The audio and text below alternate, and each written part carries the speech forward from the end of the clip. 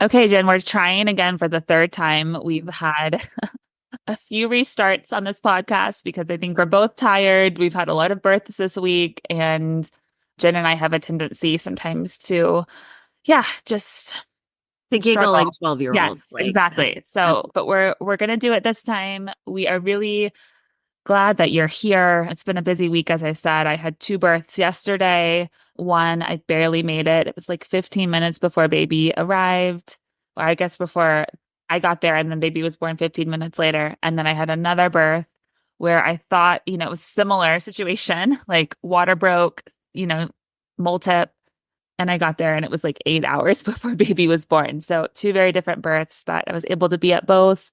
And yeah, I'm just kind of recovering today. How are you, Jen?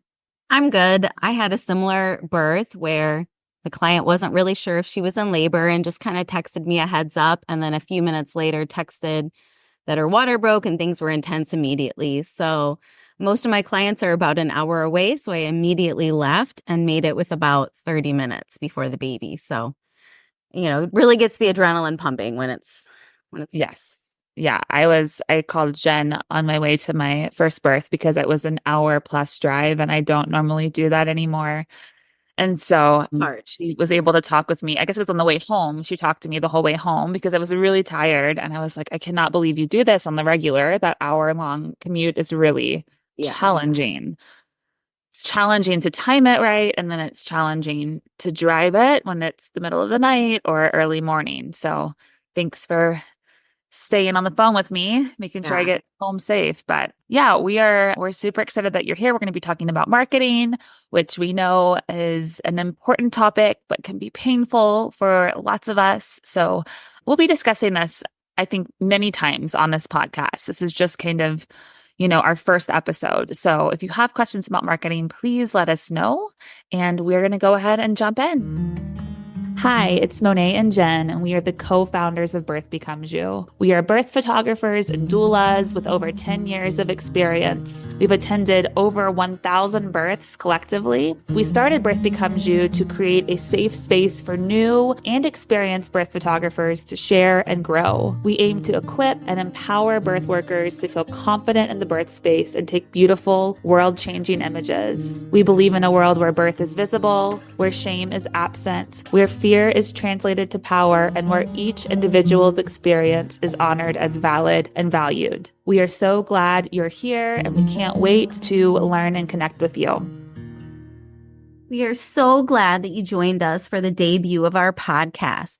And to thank our first listeners, we are offering an exclusive promotion of 25% off any item in the shop through the end of July.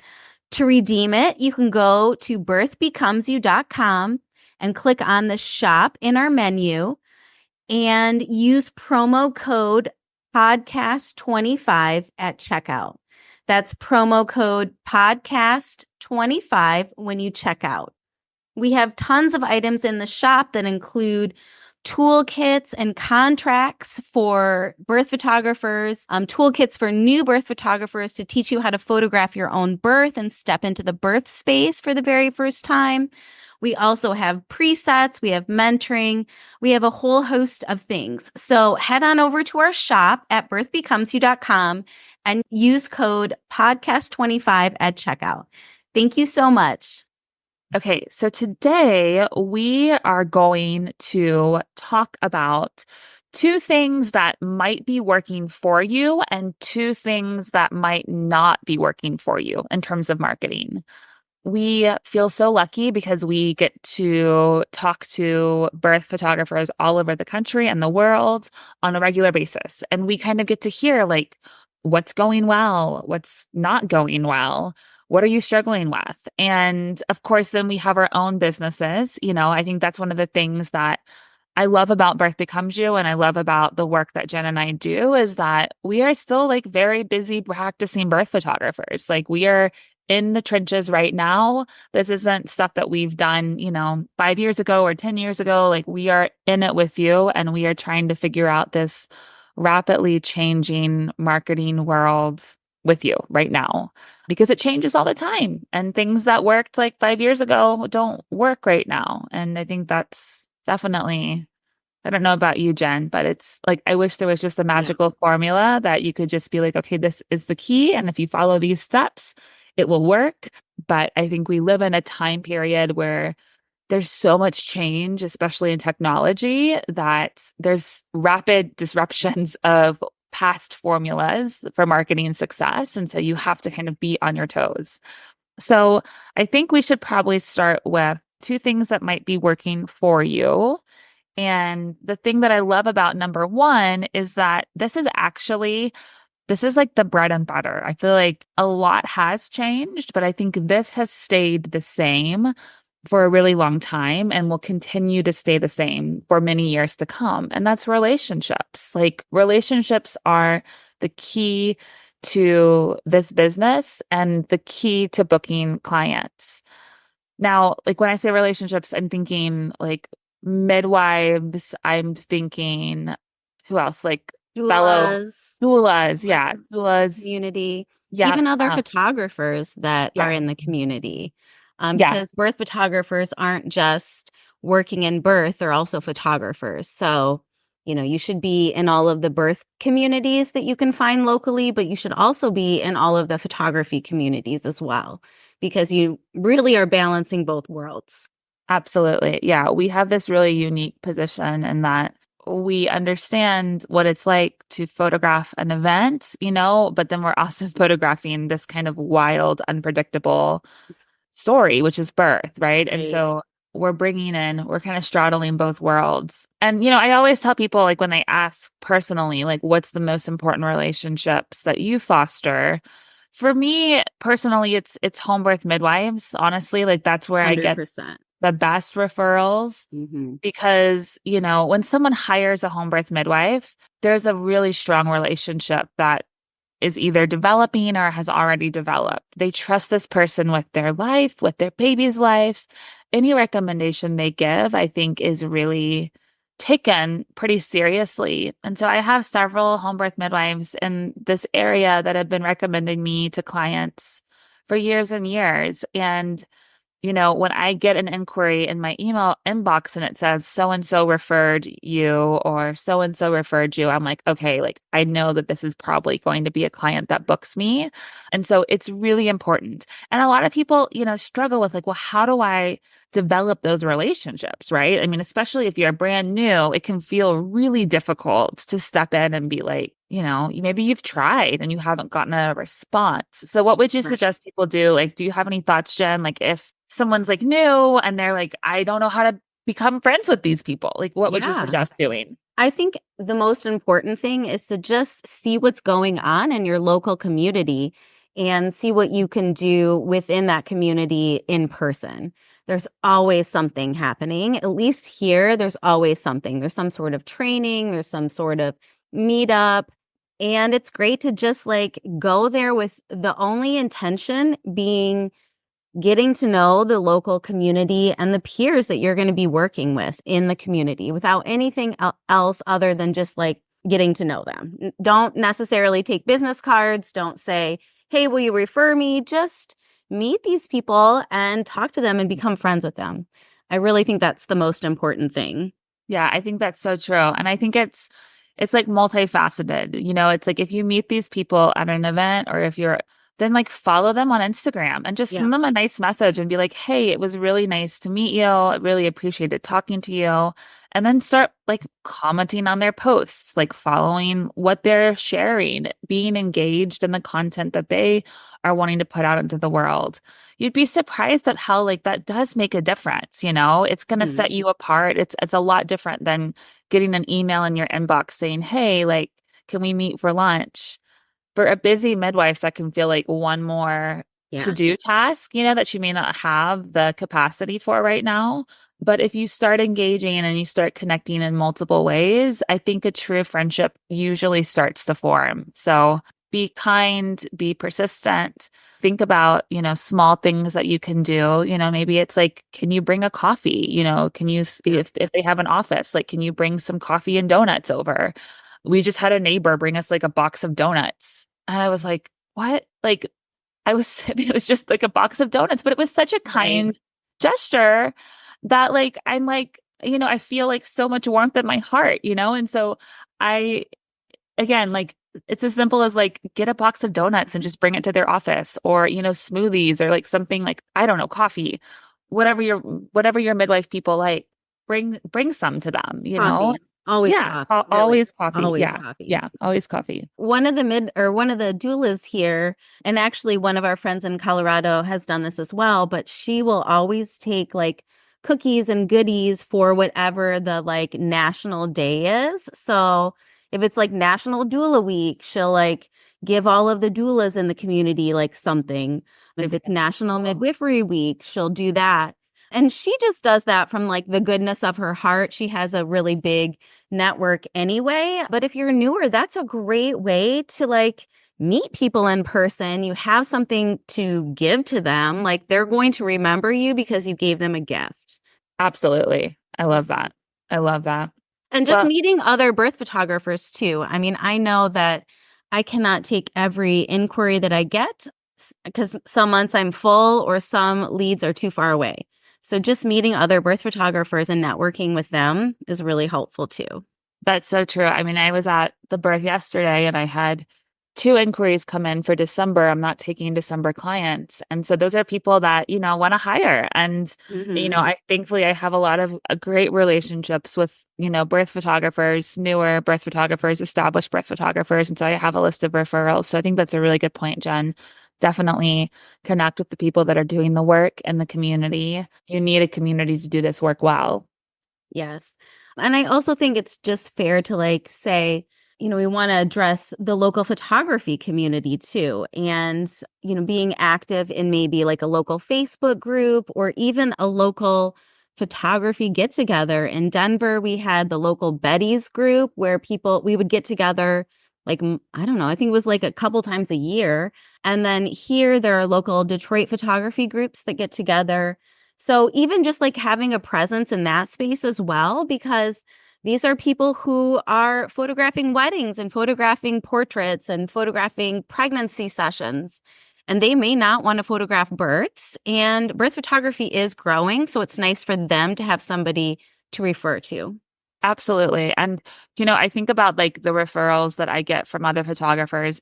And I will say this, like you want to become friends with the higher end photographers, the Hmm. photographers that have specialized. You don't necessarily want to become friends with whoever you want to become friends with, of course. But in terms of like strategic marketing, connections with other photographers that have really niched down and have really refined who they are and who they serve, those are going to be the people that give you really good referrals because they know, like, hey, I'm the premier wedding photographer. I Birth is cool, but that is not my focus. That is not my strength. And so they will happily pass that off versus someone who is like, I do seniors, I do kids, I do babies, I do weddings, I do everything under the sun. Those folks are likely not going to refer you to someone who reaches out about birth photography. They will do someone's birth, probably for like an insanely low amount of money. But find the people that are the really good newborn photographers, like the best of the best, because again, their business is so established that they're not going to be able to deal with Take a or birth. Yeah. yeah, take a birth. We all Yeah. know how births are. They're not going to be able to cancel on their newborn clients because that's their prime focus. So I think that's a really great point. Hmm. The other thing that I think I see work for people that are doing well is that they have a multi-dimensional marketing plan. So that would be number two. Like make sure that you have a really thought out plan. Marketing is not just like, I'm going to try this and I'm going to do this. Like it really is about sitting down and thinking about your strategy and the areas where you feel like you are naturally gifted at and are doing well, and then the areas that you're weaker in. So, when I think about marketing, I think about a few things. I think about social media. Obviously, we all have a love-hate relationship. So, how active are you on social media? How large are your followings? How engaged are people in your accounts? So that's one component. And that includes Instagram and that also includes TikTok. And you might say, I'm really good on Instagram, but TikTok, like, I don't even No. Right. You want to think about that. Like write it down. If you're not doing anything on TikTok, then circle that. And that should be something you should start thinking about. And I'm giving this advice to myself because I have a TikTok account that I've like started and abandoned and started. So it's okay if you don't know how to do it, but you do need to be thinking about it. It's part of a full marketing plan. So social Right. media, and then you also want to think about your website. Are you getting traffic to your website? Have you looked at the traffic to your website? Is it going up? Is it going down? How is your SEO? Is your site optimized? Is it optimized for speed? Like all of those things you want to think about in terms of like, how is your website working for you or is it working against you? And then you also want to think about, I think like Facebook groups Yep. and kind of that like what would you call that almost like that community, online community Yeah. spaces An online where community. Yep. yeah. Are you active? Like, do people know your name? There's local groups.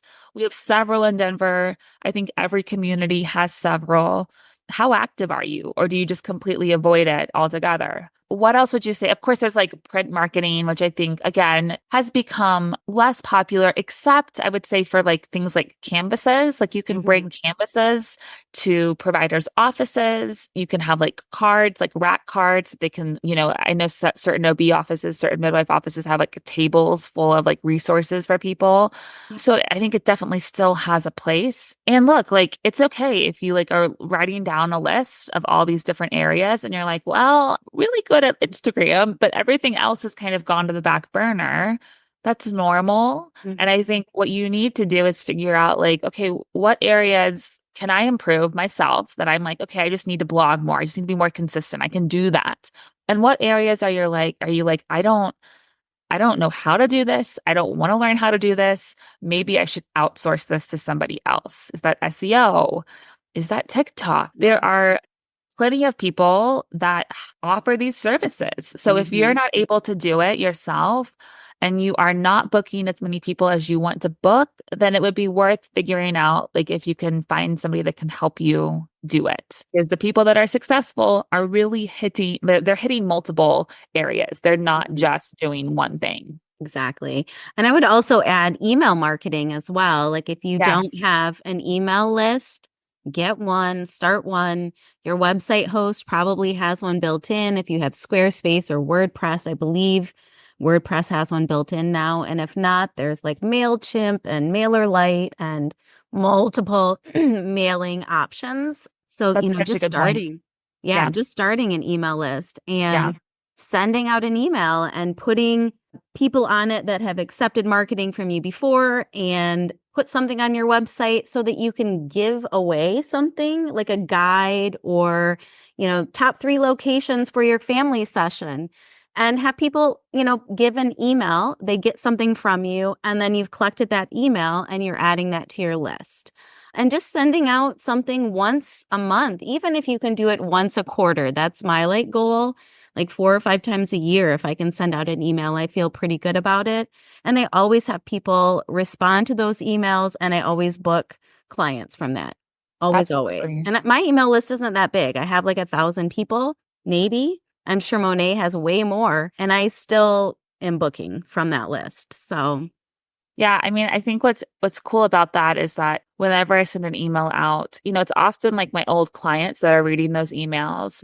And so I'll usually hear from them. It's a way for me to connect with them, which of course is yes. great. Sometimes Yep. they're pregnant and that's great because then they're like, "Oh my gosh, yeah, I need to book you." Right. But I think what's important is that it's like putting you at the forefront of their mind because maybe they're not going to have more babies, but maybe they get that email and then they're going out to lunch with a friend and they're like, "Oh my gosh, like I just got an email from my old birth photographer. Have you thought about doing this?" Like it's really it's powerful. And a lot of marketing experts will say that it's one of the most important things that you can do is to build a marketing list and to use it well. So I think that's a really great point, Jen. And I want to add, like, just throwing this out there, Pinterest has actually been working okay for me. I got my first Pinterest inquiry like just maybe a month ago.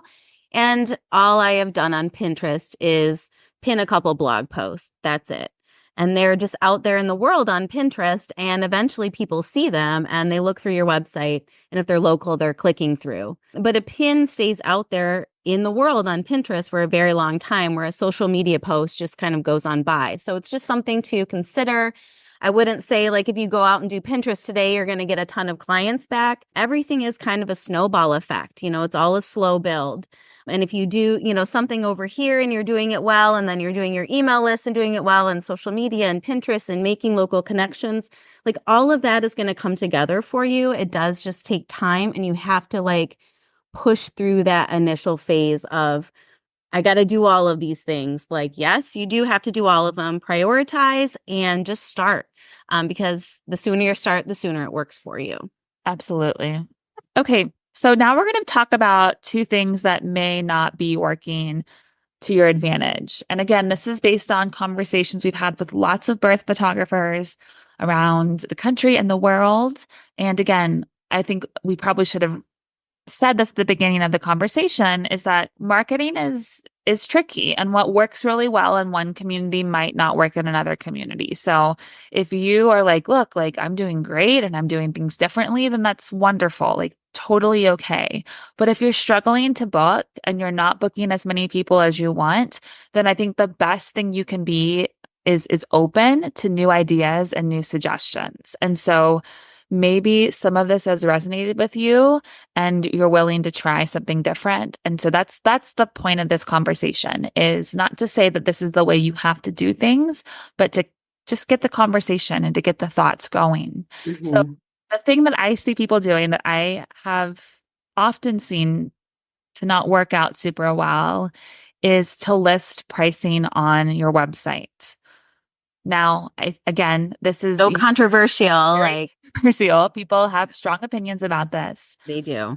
But I will say, as someone who has probably photographed more births than most anyone in the United States, I have never listed pricing on my website. And I have attended 800, 900 births over the last 10 years. That's what I do. And it's worked really well for me. And so if you have your prices on your website and you're booking people and it's going great, then keep on doing that. That's awesome. Like don't stop. But if you aren't booking people and you have, or if something has changed, like that's where I want to say, like, what if you were booking before and you're not booking now? Like, you can't always do what you've always done and expect the same results, because your clients are different and technology is different and the world is different. So you do have to be fluid and be willing to change things that you're doing. Sometimes I try to get people on the phone. Sometimes I can talk to them more in email. Like, it is constantly fluctuating. And I think you have to be open to that, just like Monet said.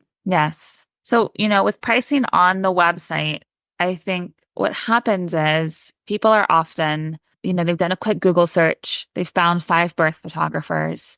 If everybody's pricing is on the website, they will often just kind of jump from tab to tab and be like, okay, this one's most expensive, I'm going to close this one. This one's least expensive, I'm going to close this one.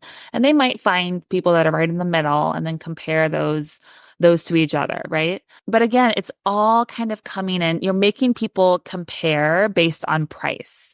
And I just don't, with how personal birth is and how vulnerable it is, I don't necessarily think that you want people making a decision based on pricing. You want them to make a decision on your art, the work that you create, and on the connection they have or don't have with you as a photographer and as a birth worker. I think that should be what is driving people to make the decision, not necessarily price.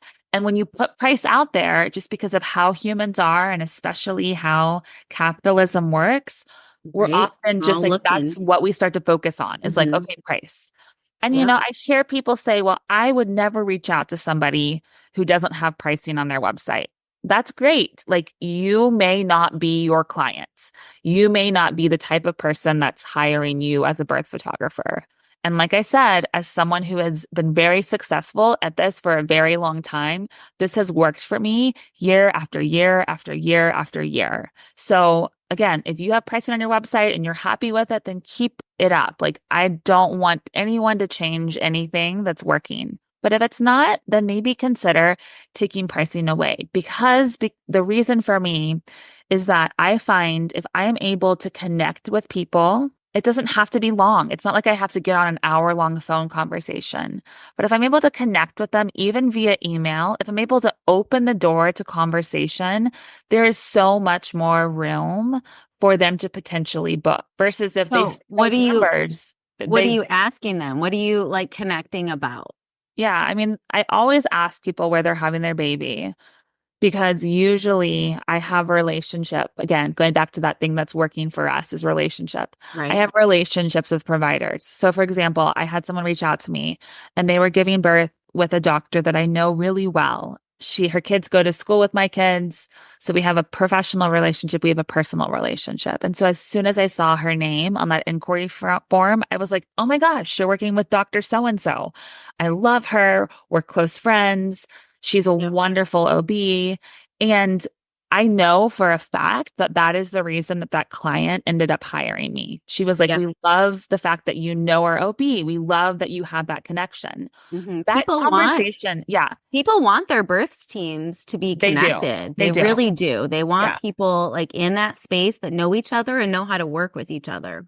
And that conversation never would have happened. That connection never would have happened if they had Right. just seen my pricing. Because I also know that I was on the high end of their budget. They were not expecting to pay my pricing. But Mhm. because I had that relationship with the doctor and because we were able to connect in other ways, it was really, really, I think, Yeah. foundational to them deciding to work with me. Right. So again, you want to open the door. And I think sometimes if you have pricing on the website, that door just shuts closed before you Mhm. even have a chance to peek in and learn about like, who is this person? Like, what do we have in common? Maybe it's, oh, you're having a baby in June. I had a baby in June. I remember what it felt like to be pregnant at this time of year. Like, there's just so many different ways that you can find an opportunity to connect. And ultimately, people want they want to feel safe with their birth team. They're not, it's so They do. different than any other service that you're hiring for. They want to feel like the people that are coming into their birth space know them, understand them, have similar values to them. And so if you're able to demonstrate that, it's going to really help, I think, make them decide like, okay, yes, I'm willing to invest extra money. No, I think that's a really great point. Yeah. And if you're getting inquiries and you're having a hard time with this, like this is why we created the email and marketing toolkit. Gosh, it was like probably pre-COVID. So Mm. 2018, 2019, because we know that it's hard for people. We know that it's hard sometimes to communicate in a way that feels both authentic and professional. It's hard when you get some like pushback to know how to respond to people. And so we created a toolkit to kind of help people figure out like, oh, okay, you're getting a little bit of pushback. This is how you respond. And that's another thing, like how do you respond to people via email? How is your grammar? How is your Hmm. like, are you using punctuation? Are you capitalizing? Like, if someone's going to invest, two, three, four, $5,000 in a service, they want to feel like that it's a professional experience. And Yeah, so, absolutely. if you're not confident about that, have a friend look at your emails. And, if you're like on your phone and typing really quick and there's errors or the grammar's off, that's not going to come across great. And so you want to be professional. And that's another thing we love about the toolkit is that we have a bunch of not canned, but we have a bunch of written responses that then you can kind of tweak and edit based on the inquiry that comes in and based on, of course, your unique business. But yeah, it can be a really great foundational tool to help you respond in a way that is professional and authentic. Yes, I have those emails right in my Honeybook and I just like pull them up as a template every time and just make some adjustments. And it works really well for me, especially if I'm feeling like tired from births or I just don't know exactly what to say. Like there are some days where Absolutely. you're just like, I don't know what to say. I just want something that sounds good. And I feel like those templates help every single time. And I want to add, even if somebody doesn't book you, even if they reach out, and they say, nope, too expensive. People have other babies and you offer more than one service often. Like I offer family photos, I offer maternity and pregnancy photos. So, Yeah. those people then are in your network. And if they accept marketing, they're on your email list forever and they will reach back out. If you are still on their mind, if you can kind of stay in front of them for the next couple years with an email here and there, if they follow you on social media, they'll have another baby and they'll remember what that price was and they'll have it in their head and they'll decide if they can afford it. And I have people all the time who reach out, were a little unsure about price, waited for their second baby and then third. And then I have somebody that I have a fourth baby with, and she wasn't able to hire me the first time, but she made sure to save for it every single other time. Absolutely. And that feels really good to know that like I made a connection. We didn't even work together and she still came back 2 years later. Yeah, it's about forming that connection, and you want people to reach out to you, and you can give your pricing right away. You don't have to trick people. You don't have to keep it hidden for long. My formula is basically they reach out.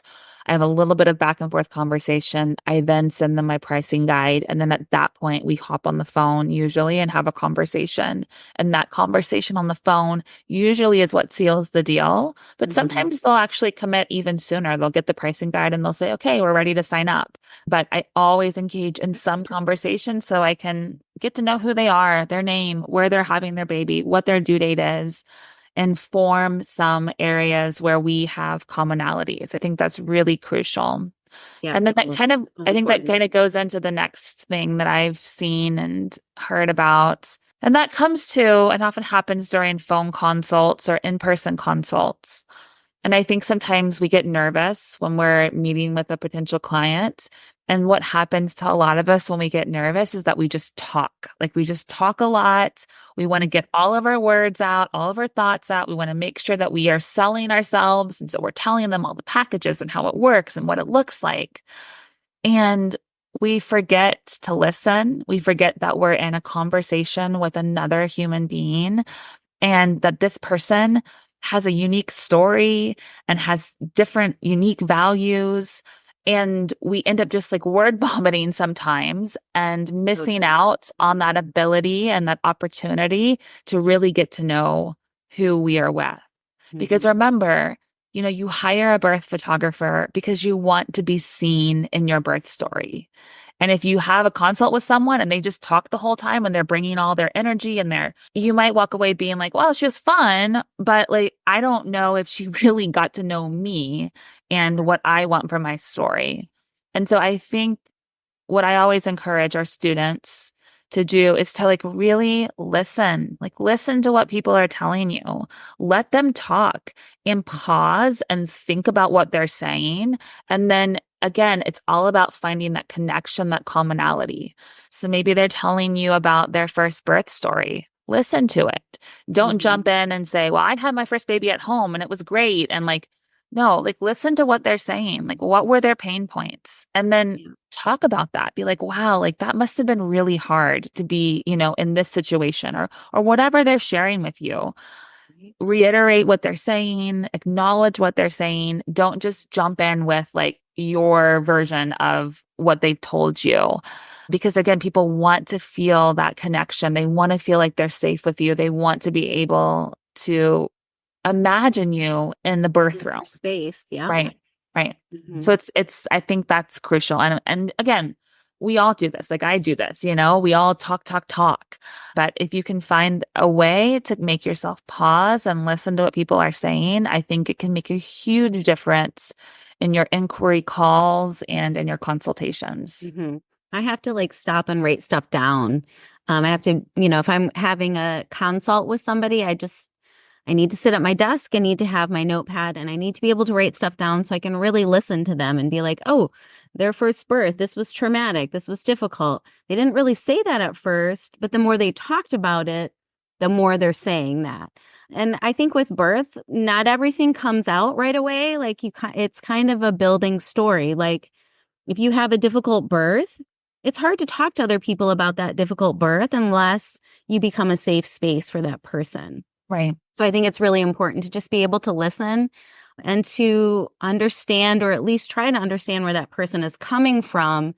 Because if they can, envision some sort of connection, friendship, relationship with you, then it's a lot easier to envision you in that birth space. Absolutely. I always ask my clients, like, what are you envisioning for your birth? Yeah. Because I think that really helps me understand what their values are, right?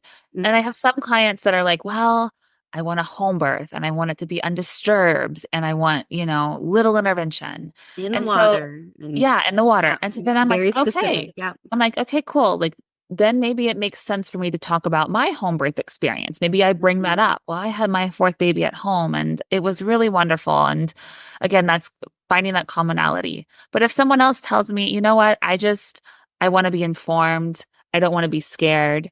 I don't want to, I'm considering an epidural. Like, I want to feel safe. I may not jump in and be like, well, I had my fourth baby who was 10 pounds in the water in my living room. Like that Right. might, like, that's still part of my story and you don't have to hide it, but it may not be the story that I share to connect with this particular client. I might say, I Absolutely. totally get it. Like I was at a birth with your provider at the hospital a couple weeks ago, and we had such a peaceful experience. And I really liked the nursing staff, and they did a really good job of explaining things, right? I'm not pretending or lying. I'm just thinking about, like, okay, what are they telling me? And what part of my experience or my personal story best aligns with what they want for their birth? And that's kind of what I bring to the surface during that consultation. So let me ask you one last question about so if you're getting an inquiry in and somebody's like, okay, here's my due date. I'm having my baby at such and such hospital. What's your prices?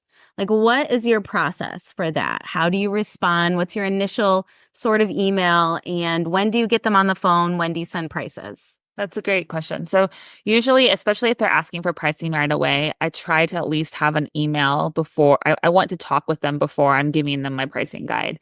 So I usually say, hey, I'm fairly booked for your due month, which is true. I'm book out pretty early. And I say, so I would love to just ask a few questions to make sure that I feel like this could fit into my calendar. And then I might ask them, like, where are you? If I know where they're having their baby, great.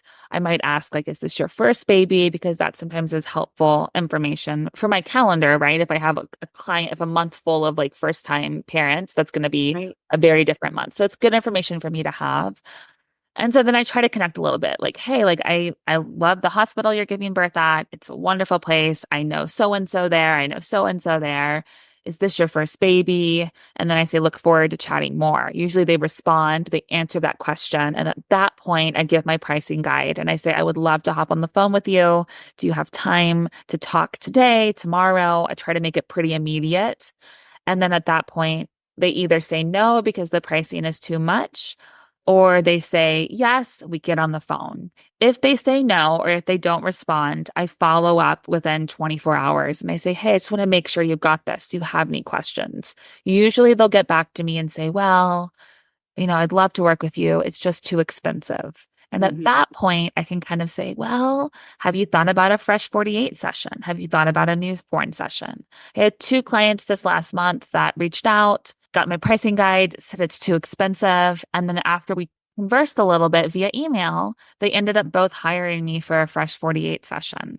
It's first baby. I have no doubt that we're going to have a great fresh 48 session. And I bet you there's a really good chance they'll hire me to photograph the birth for subsequent babies, right? And Mhm. again, I think if they had seen that pricing on my website, it would have just been like, well, she's too expensive. I'm not even going to reach out.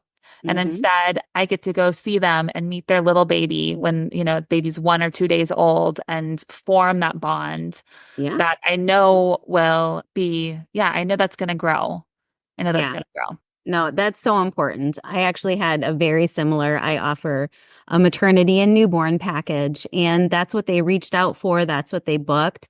And then after we finished their newborn session, I talked to them a little bit about their birth, and they had their baby at home in the living room, right where we did the newborn session. And I was like, well, if you, decide to have any other babies and you want a birth photographer, just reach out. And they were like, oh yeah, totally. We'll be reaching out. We're having lots more babies and we want you to be there. So, I Absolutely. mean, you just never know. And I think just asking for that confirmation a little bit or just asking for almost, I don't want to say the sale because like they're not even pregnant with their second baby or whatever. But just like putting that in their brain a little bit and just kind of giving them something to think about is really important. It is. Again, If people have more babies, they come Right, back. Like right. they really, really do. So, It's that's all about really building important. that continuity, that Yep. community, that email list. All of it works together. Mhm. Well, Jen, this was great to talk with you today. And like I said, I know that marketing it's such a huge topic and we have just kind of scratched the surface. But we hope that you walked away with at least one thing that you can think about, that maybe you can sit down and take some notes and try to change or incorporate into your current marketing plan. Yeah, absolutely. Thanks for being here. Thanks for being here. Bye. Bye. The email and marketing toolkit from BBY is on sale this month. You can use the coupon code MARKETING for $30 off. We know how discouraging it can be when you aren't booking as many birth clients as you'd like. We know how tiring it can be to answer countless objections to your pricing. We know how exhausting it is to explain the importance of these moments. When you purchase this toolkit, you'll have thoughtful and tested responses to all of these objections and more right at your fingertips. You will be able to have an instant download with 35 pages of templates to help you book more clients, overcome common objections to birth photography, and develop a strong marketing strategy. Again, use coupon code MARKETING for $30 off for the remainder of the month.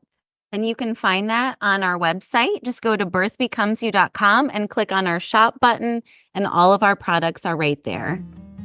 Thanks for tuning in. Find out more about us, our courses, and other tools for birth photography at birthbecomesyou.com. And make sure to follow along on Instagram and Facebook at Birth Becomes You. And if you love listening, make sure to give us 5 stars on Apple Podcasts and subscribe wherever you listen. Thanks. Catch you on the flip side.